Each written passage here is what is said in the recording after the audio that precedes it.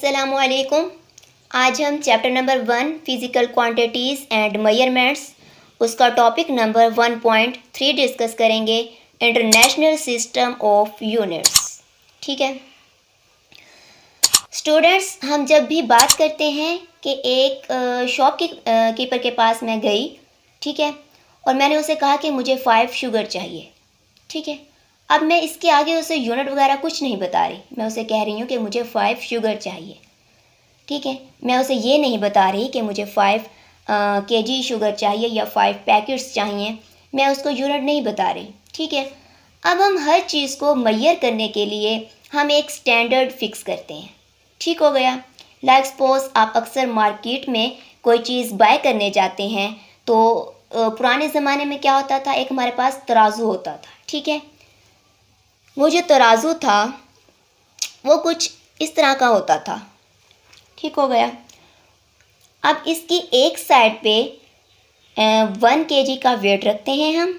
ठीक है, और दूसरी साइड पे कोई अननोन क्वांटिटी रखते हैं और इनको हम क्या करते हैं, कंपेयर करते हैं।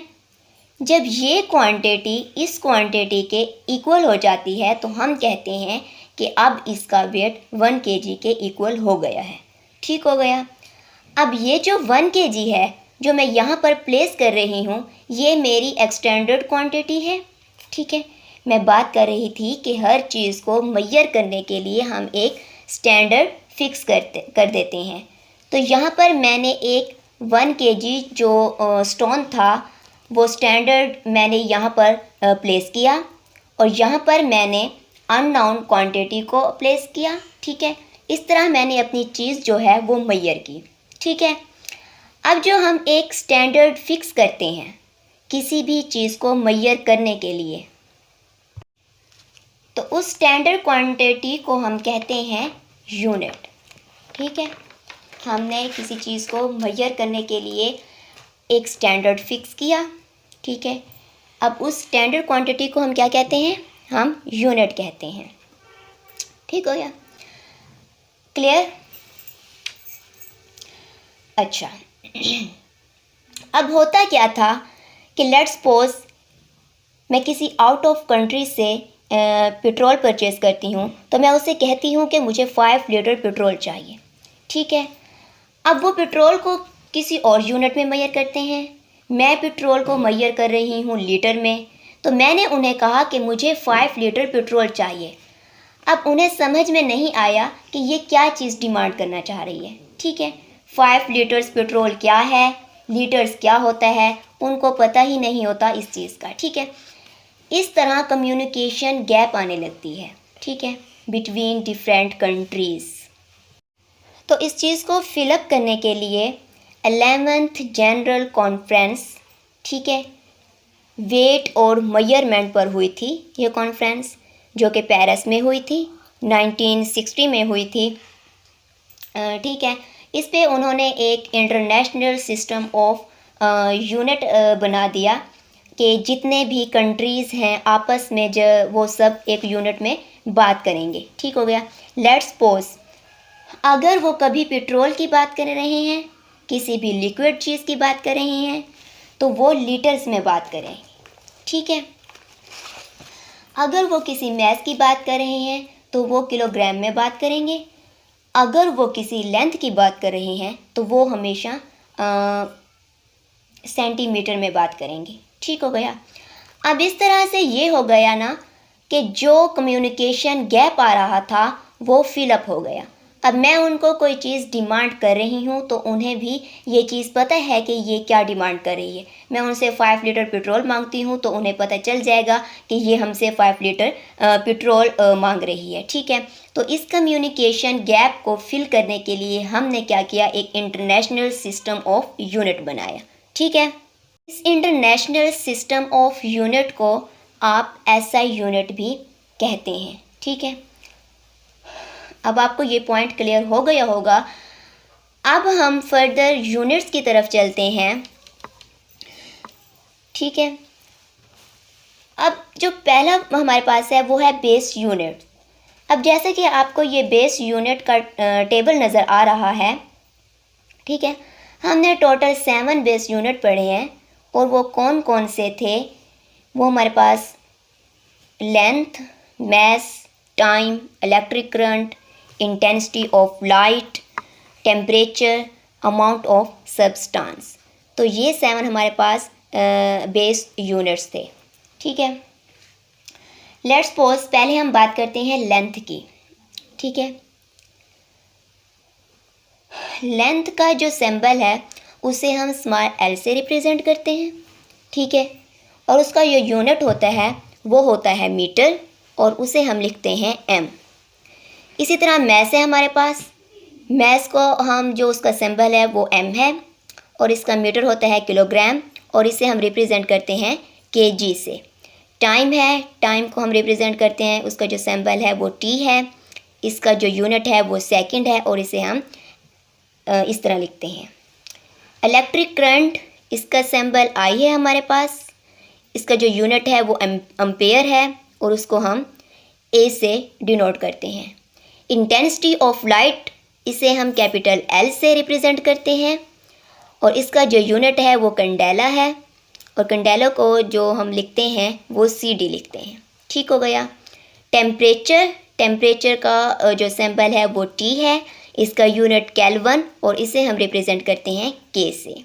अमाउंट ऑफ सब्सटेंस, इसका सिंबल हमारे पास एन है और इसका जो यूनिट है वो मोल है और इसे हम लिखते हैं MOL। हम चलते हैं ड्राइव्ड यूनिट्स की तरफ। ठीक है, ड्राइव्ड यूनिट्स जो हैं, जब आप उसके यूनिट्स को स्टडी करेंगे आपको वहाँ से पता चल जाएगा कि हम किन किन बेस क्वांटिटी को इस्तेमाल करके हम ये ड्राइव्ड यूनिट बना रहे हैं। ठीक है, लाइक ड्राइव्ड यूनिट्स में आपसे कुछ ये डिस्कस करना चाहूँगी कि लाइक फर्स्ट जो है हमारे पास वो है स्पीड। ठीक है, स्पीड का सिंबल है V, इसका यूनिट है मीटर पर सेकंड। ठीक हो गया। इसको शॉर्ट फॉर्म में हम मीटर पर सेकंड इस तरह लिखते हैं कि ms⁻⁻1। अब यहाँ पर मैं क्या यूज़ कर रही हूँ, यहाँ पर मैं दो चीज़ें यूज़ कर रही हूँ। ठीक है, एक मेरे पास मीटर है और सेकंड। ठीक है, मीटर और सेकंड को मैं यहाँ पर यूज़ कर रही हूँ। इस क्वांटिटी को ज़रा याद करें कि बेस क्वांटिटी में जो मीटर था हमारे पास उसका यूनिट क्या था। ठीक है, मीटर का यूनिट था लेंथ, मीटर का यूनिट क्या था, लेंथ का यूनिट क्या था।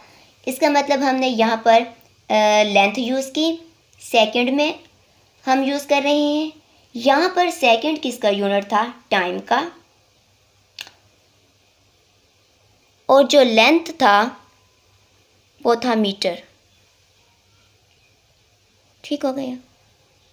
लेंथ जो हमारे पास था वो मीटर का उसका था यूनिट और जो टाइम था वो टाइम का जो यूनिट था वो था सेकंड। तो यहाँ पर हमने दो क्वांटिटीज़ का यूज़ किया, लेंथ और टाइम। अब इन लेंथ और टाइम को पिलाने से क्या बन गई, स्पीड बन गई। ठीक है,